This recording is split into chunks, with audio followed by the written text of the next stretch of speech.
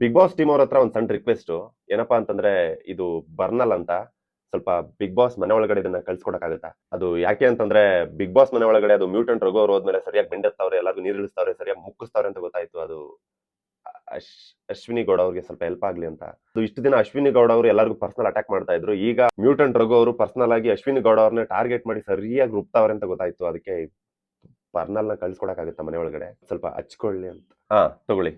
ಖಾರದ ಪುಡಿ ಕೊಟ್ಟು ಕಳ್ಸಬೇಕಾಗತ್ತೆ. ಅವ್ನ್ ಮಾತ್ ಕೇಳಕ್ ಹೋಗ್ಬಿಡಿ. ಕೊಟ್ಟು ಕಳ್ಸೋ. ಮುಚ್ಚೋ ಅವ್ನ್ ಮಾತ್ ಕೇಳಕ್ ಹೋಗ್ಬಿಡಿ. ಬರ್ನಲ್ ಸಾಕಾಗುತ್ತೆ. ಇಟ್ಕೊಡಿ ಅಟ್ಟಂ ಬಾಂಬ್ ಕಳ್ಸೋ, ಇಟ್ಟು ಡಮ್ ಅನ್ಸ್ಬಿಟ್ಟು ಅಟ್ಲೀಸ್ಟ್ ಬಾಟಾ ಚಪ್ಲಿ ಕೊಟ್ಟು ಕಳ್ಸೋ. ಸುಮ್ನೆ ಕುತ್ಕೊಳ್ಳೋ. ಅಬ್ಬಬ್ಬ ಬಾಟಾ ಚಪ್ಲಿ ಅದು ಅಶ್ವಿನಿ ಅವ್ರ ಕಾಲು ಸವಿದೇ ಇರ್ಲಿ ಅಂತ ಅಷ್ಟೇ.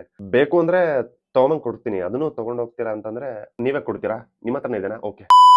ಒಟ್ನಲ್ಲಿ ಅವ್ರಿಗೊಂದ್ ಮುಳ್ಳು ಕೂಡ ಸೋಕ್ಬಾರ್ದು, ಆ ರೀತಿ ನೋಡ್ಕೊಳ್ಳಿ, ತರ ನೋಡ್ಕೊಳ್ಳಿ ಪ್ಲೀಸ್. ಜೀವನದಲ್ಲಿ ತುಂಬಾ ನೊಂದು ಬಿಟ್ಟಿದ್ದಾರೆ. ಅಶ್ವಿನಿ ಗೌಡ ಅವ್ರ ಪರಿಸ್ಥಿತಿ ನೆನ್ಸ್ಕೊಂಡ್ರೆ ನನ್ಗೆ ಯಾಕೋ ಭಯ ಆಗ್ತಿದೆ. ಅವ್ರಿಗೆ ಹಿಂಗ ಆಗ್ಬಾರ್ದಿತ್ತು. ಬಿಗ್ ಬಾಸ್ ಮನೆ ಒಳಗಡೆ ಹೋದಾಗ ಅಶ್ವಿನಿ ಗೌಡ ಅವರು ತರ ಇದ್ರು. ಈಗ ನಾನು ಹೇಳಲ್ಲ, ಕಮೆಂಟ್ ಅಲ್ಲಿ ತಿಳಿಸಿ.